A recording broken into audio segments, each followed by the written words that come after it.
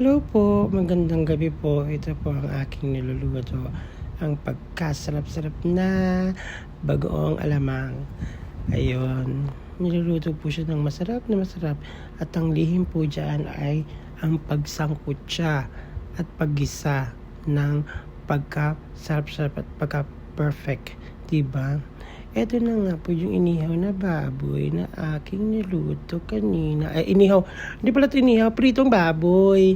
Sinama ko na rin po ang kamatis. Sinabay ko sa pagprito. At syempre, hindi mawala ang tinapang tamban na pagkasarap-sarap at yummy. At ang pinaka-the best ay ang talong na sobrang bugs to the max. At syempre, nigyan ko ng asukal to ang aking bagoong alamang para masarap, masyado siyang sweet. Ayan, kasama po ng habang nagluluto ako, sumilip muna ako sa labas ng bahay namin. Grabe ang lakas ng ulan. When it rains, it pours, mga kaputik. Kaya tamang-tama lang talaga po ang niluto ko nito, diba? Ayun na ayun sa tag-ulan na araw na gabing ito. Kaya mapapa-exercise ka talaga mamaya pag naluto na lahat ng aking mga pagkain. Ang sarap. At ito na nga po ang talbos ng kamote, ang okra, ang kangkong, at ang bagoong, kasama ang kimchi. Ayan na po. Ayan na. Budol fight na tayo to the max. At inupo pa ang inyong kaputik. Kaloka. Saan pa po tayo dyan pupunta? Diyan na po tayo sa masarap at the best na kala mo pambudol pa na pagkain. Hay nako, grabe na. Eto na pag sinipag talaga ako magluto. Kung ano-ano lang talaga naisip kong mga recipe. Mapapatakam ka. At higit sa lahat, mapapalaway ka sa sarap at aroma ng kung ano-ano lumalabas sa aking nilutong pagkain, mga kaputik. Ang tamban, ang kamatis, ang baboy, at syempre ang mga gulay, ang okra, ang sayote, kangkong, alamang, kimchi, at ang talong na sabog-sabog at pagka-yummy-yummy, mga kaputik. Kaya ganyan po tayo kumain at magpakasaya at magpakabusog, mga kaputik. Diba? Yum, yum, yum, yum, yum, mga kaputik. And dahil dyan, sasabihin ko po sa inyo ang tunay na sikreto. Diba? Eto na siya.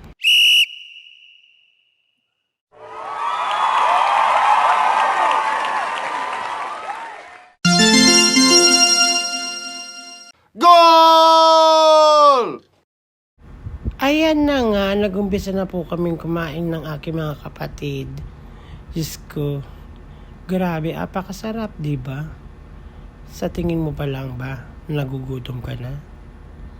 O sadyang, naghihintay ka lang na sabihin ko sa'yo, tara, kain ka na dito. At tayo magpakabusog. Andiyan na po siya, ang aking mga kapatid. Sabay-sabay po kaming kumain ng pagkain ito. May kumurot pa talaga na na bagoong. May kumurot sa bagoong. At ang kangkong, pagkasarap-sarap ng kangkong. Lagyan mo lang siya sa suka at bagoong. Inubo na naman talaga ako. Ito na naman po tayo.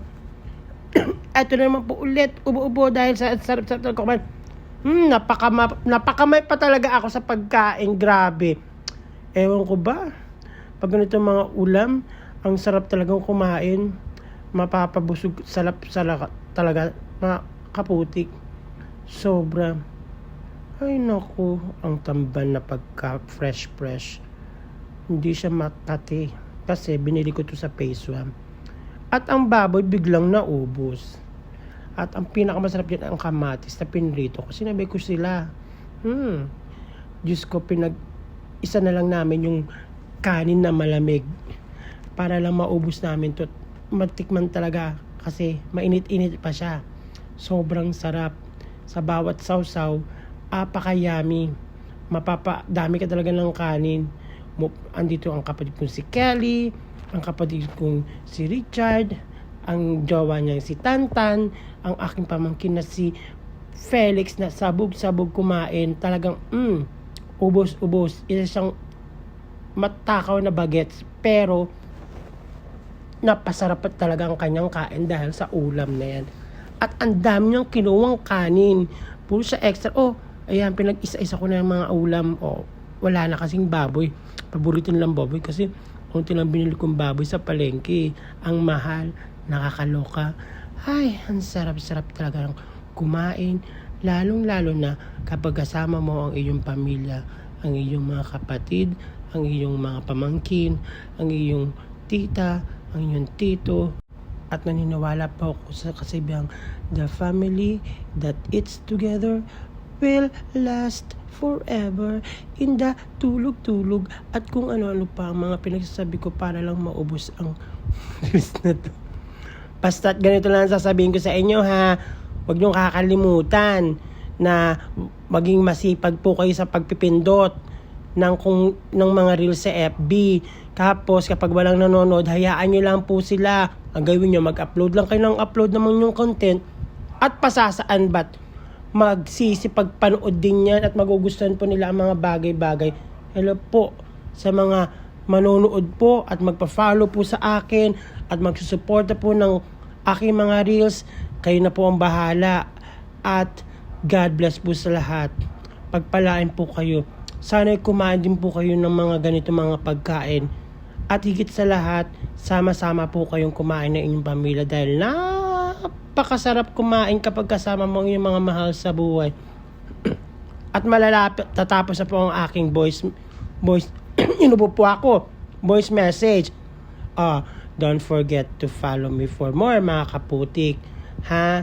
At mag-iingat po kayo at ang panahon ay uulan at aaraw.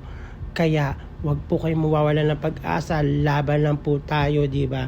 Sa araw-araw na nangyayari sa buhay natin, wag po tayong mawawalan ng pag-asa dahil doon po tayo tataas, aangat, at higit sa lahat, magtatagumpay. O siya na, nabusog na ako mga kaputik ka. Sana napasarap ang inyong panonood sa aking reels. Don't forget to follow me for more. Bye-bye!